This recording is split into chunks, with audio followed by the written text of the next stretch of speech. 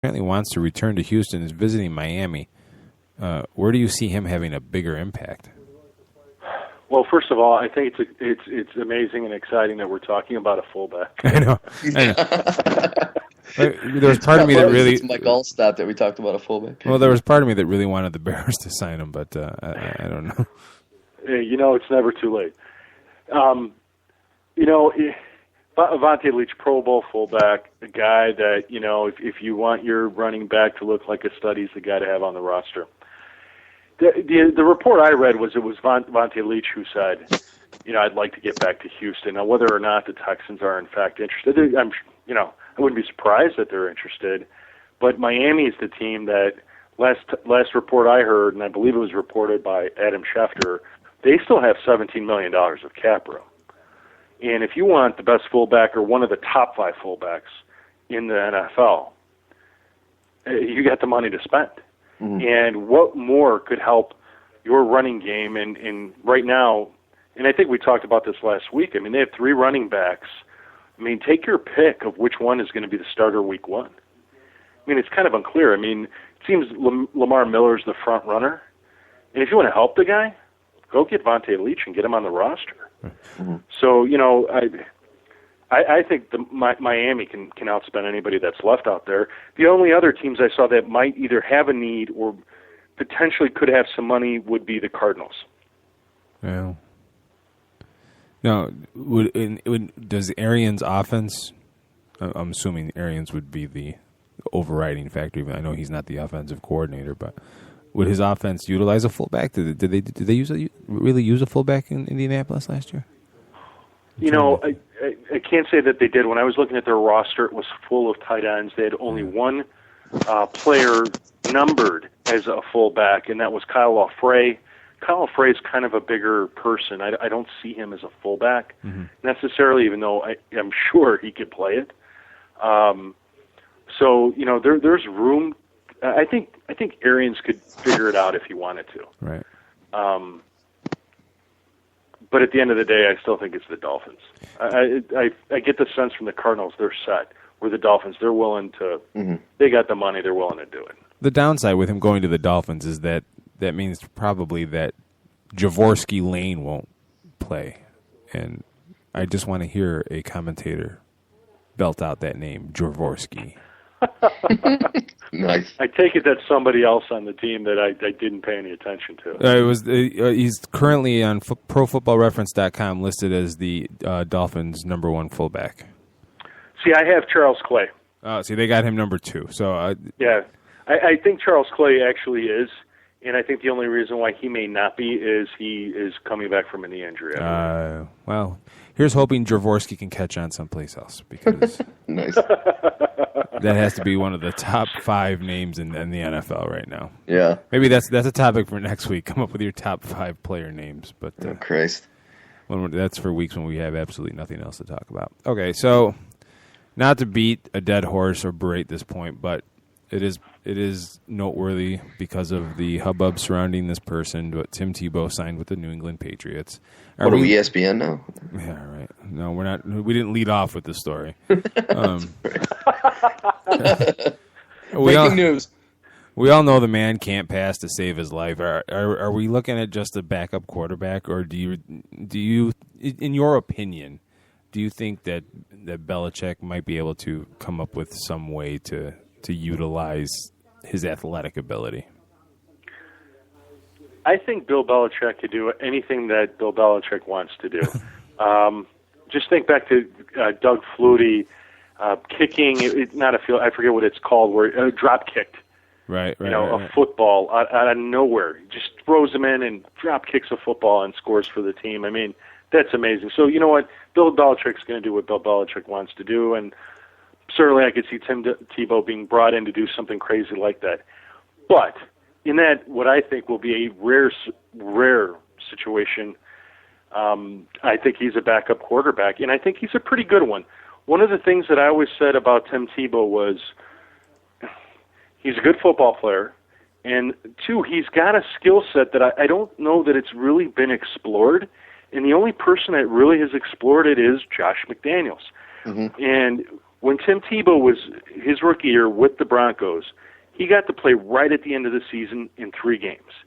And in those 3 games, on 82 attempts, he hit 41 completions, which, is not going to knock anybody over, but it was for 654 yards and 5 TDs.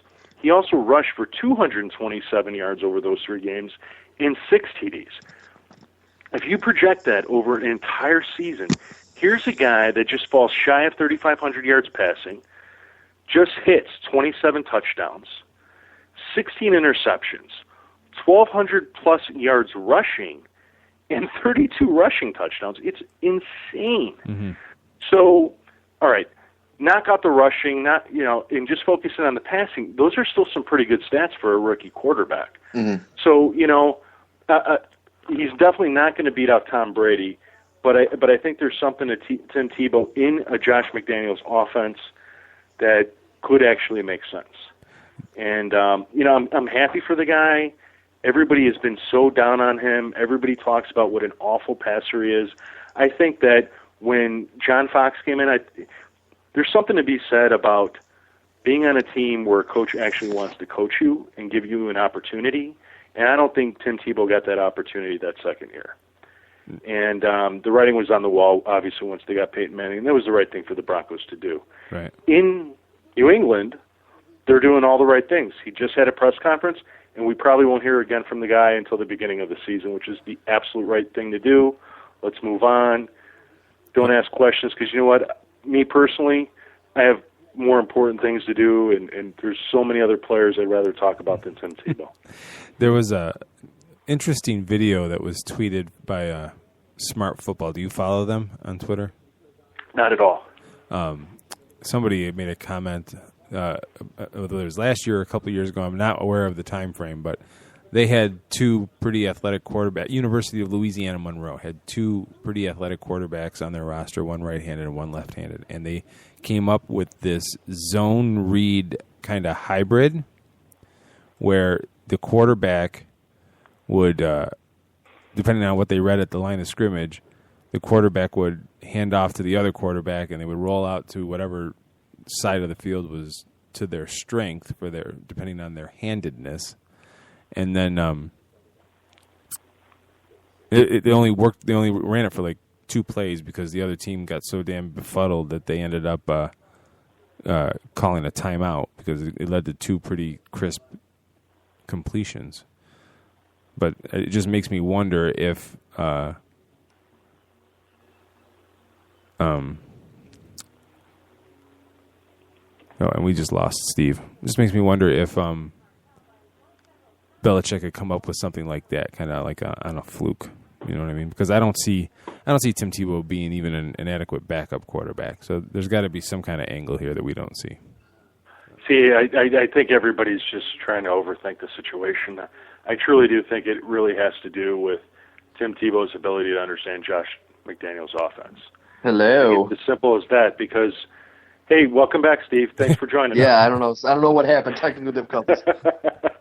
No, that's okay. I mean, it's, 11:30 out there? Yeah. I agreed with everything you were saying, Jim. I did not hang up because I disagreed. I swear to God. Well, I'm glad you disappeared so you didn't have an opportunity to disagree with me. You're welcome. Thank you. I do it to Keith all the time. Again, we get back to, everybody says, well, why did they do it? I mean, the only why to me is if you have to go back to Josh McDaniels in Denver with Tim Tebow and what he did when he was given the opportunity to play, and that was put up some amazing stats. That, if Tom Brady gets hurt, if something happens to the guy, if you need to sit him for whatever reason, you put a guy in that can run the offense. It's behind, by the way, people seem to forget this, probably a top 5 offensive line. Mm. So, there's just a lot of reasons to like what happened here, to understand why it happened here, but nobody wants to talk about it because the bigger story is Tim Tebow, and I still quite don't understand why that's a big story. Yeah, so he ends up with the Patriots. What else is there to ask? What he's practicing at? What position he will play? I mean, come on. It's just we can only beat that so far.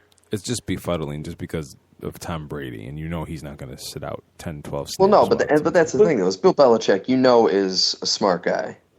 And if you well, I don't know about that, but continue. He wouldn't have made this move.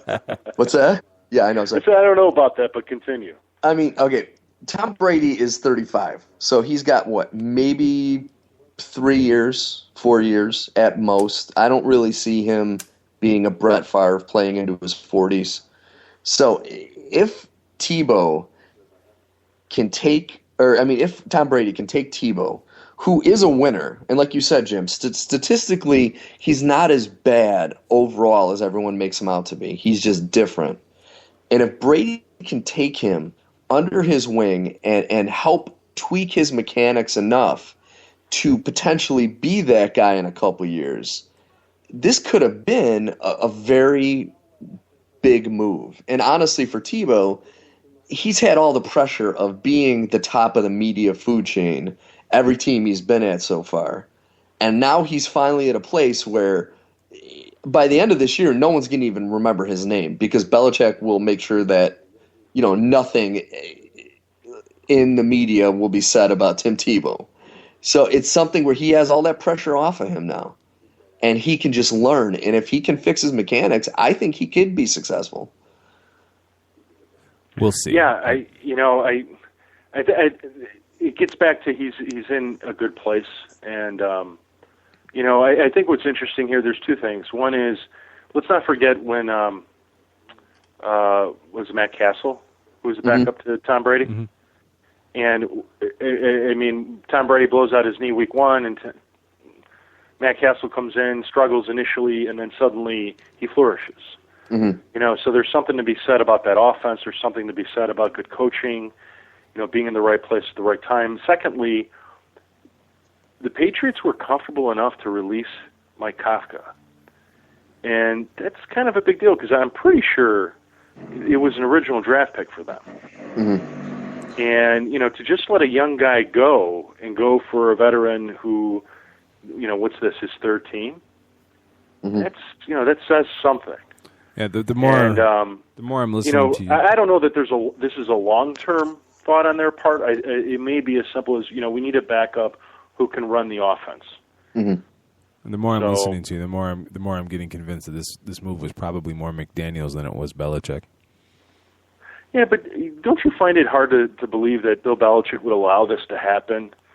Well, I mean, he must have had some input in something here that, if he, I don't think he's the guy to say, I'm going to let Josh make this call. But Belichick, I think he's the guy to say, I'm going to sign off on this because it's my reputation on the line too. But I can also see Belichick being a defensive coach, going to his offensive coordinator and be like, "Could you make this work?" And McDaniel saying, "Yeah, I could. Oh, yeah, I could."